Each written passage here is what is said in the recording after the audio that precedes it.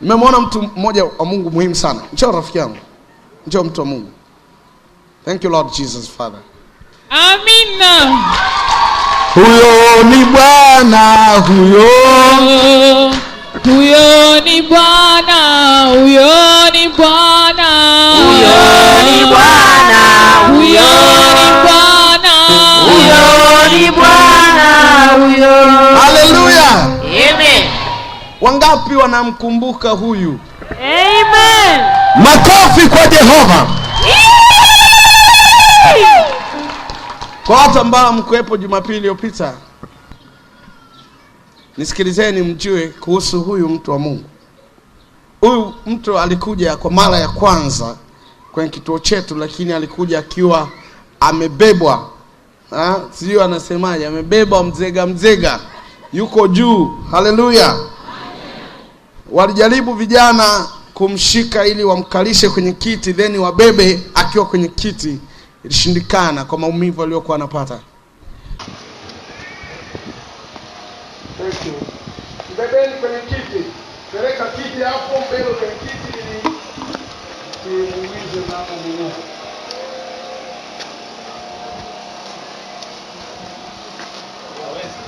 Haleluya. Amen. Mweke kwenye kiti hapo. Sikilize yeye au sikilize Mashuki. Hawezi kabisa. Leo tunapigia mbio. Amen. Makofi. Piga makofi. Hatakimbia. Sema sana asikie. Hatakimbia. Zaidi asikie. Hatakimbia. Nitatangaza wema wake kwa mataifa mbalimbali, kwa mataifa mbalimbali, nitatangaza neno lake Bwana. Yule hawezi kabisa, amelala tu, hawezi hata kugeuka wala hawezi kutetemeka. Mtumishi wa Mungu anamfanyia huduma ya maombezi na amemwekea maji ya uponyaji na anamuomba Mungu ingie ndani yake sasa, na hata mtumishi atainuka. Mtumishi wa Mungu anainuka huyo.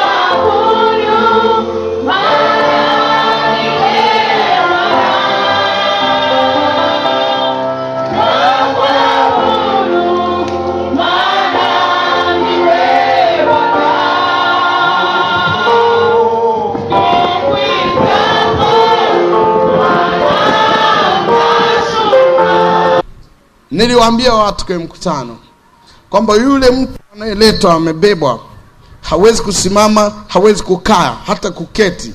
Maana kuna mtu anabebwa lakini anaweza kukaa. Huyu alikuwa hana uwezo wa kukaa. Lakini vile vile alikuwa hana uwezo wa kulala. Hiyo ndio taarifa ngumu zaidi. Sasa yeye alikuwa anaishije? Kwa sababu hata akilala muda wote alikuwa anapata maumivu makali ya kutisha. Alijihatarisha. Nilimfuata pale nikamwambia leo natembea. si ndio? Niliposema hivyo nikamwambia njoo, akawa anaogopa. Baadaye nikamwambia jipe moyo.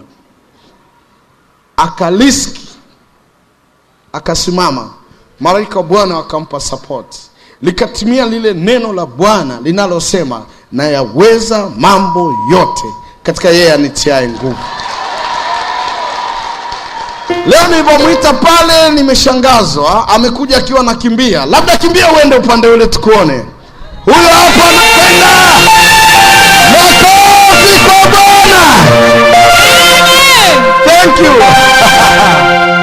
Amen. Alijihatarisha na Yesu aliingiza mkono wake kumsaidia. Na naona malaika wa Bwana leo wataambatana na wewe kukufanyia yote niliyotabiri juu yako. Unaitwa nani jina lako? Nicholas Edward Muhulo. Watu wote hawa Mungu wengi wao hawakuwepo Jumapili, hawajui ulikuwaje.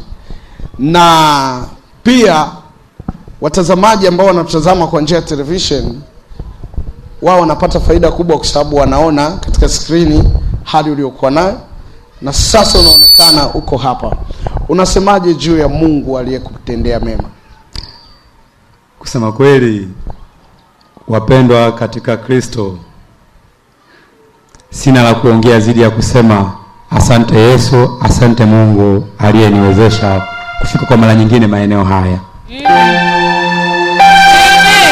Kwa sababu hali yangu nilikuwa mbaya ya muda mrefu kusema kweli, lakini ilikuwa inakuja kwa kunistukiza.